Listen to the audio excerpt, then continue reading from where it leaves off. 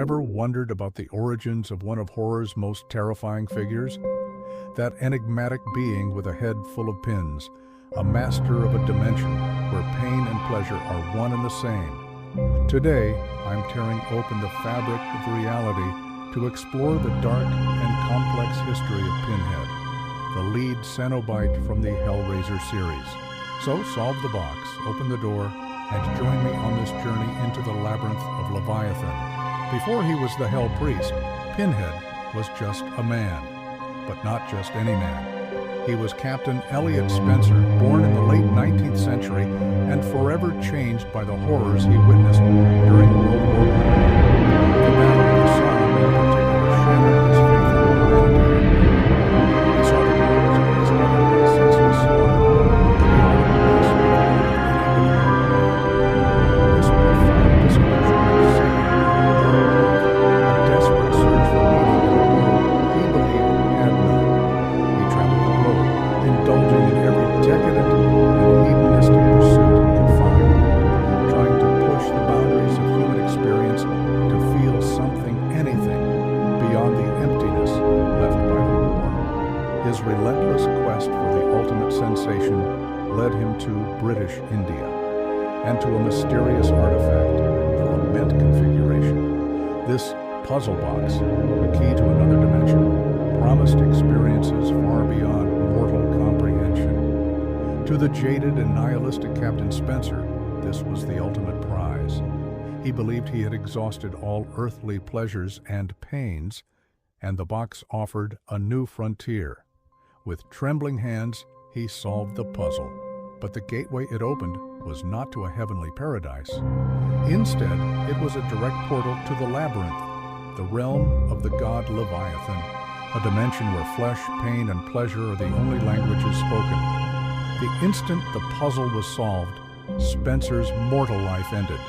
The Cenobites, extra-dimensional beings who serve Leviathan, emerged.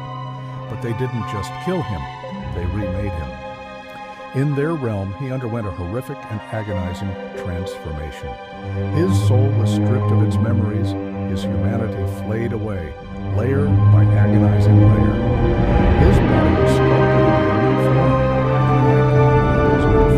And of course, the most striking feature of this transformation was the grid-like pattern of incisions surgically carved into his head, with a pin hammered in each intersection.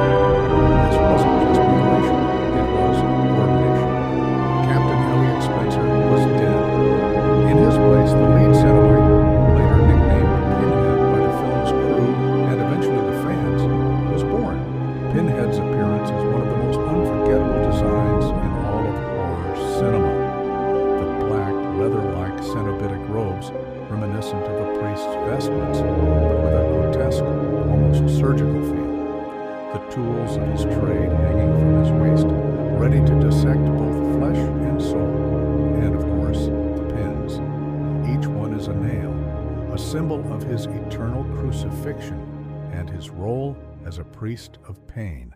This design, brought to life by the genius of Clive Barker and the makeup effects team, is not just for shock value. It's a visual representation of his entire philosophy. A cold, orderly, geometric pattern of suffering imposed upon the chaos of the flesh. It's a look that conveys authority, ancient knowledge, and an utter detachment from human emotion. A huge part of PinHead's chilling presence comes from the voice behind the pins. For the majority of the original film series, PinHead was brought to life by the actor Doug Bradley. Bradley's deep, resonant, and disturbingly calm voice gave the character an air of intelligence and gravitas that others slasher.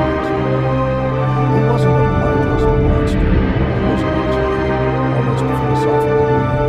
Bradley's delivery made PinHead's threats sound like dark promises, his pronouncements like unholy scripture. He wasn't just yelling or growling. He was speaking from a place of absolute certainty and ancient power. It's a performance so iconic that for many fans, Doug Bradley is PinHead, and his voice is as crucial to the character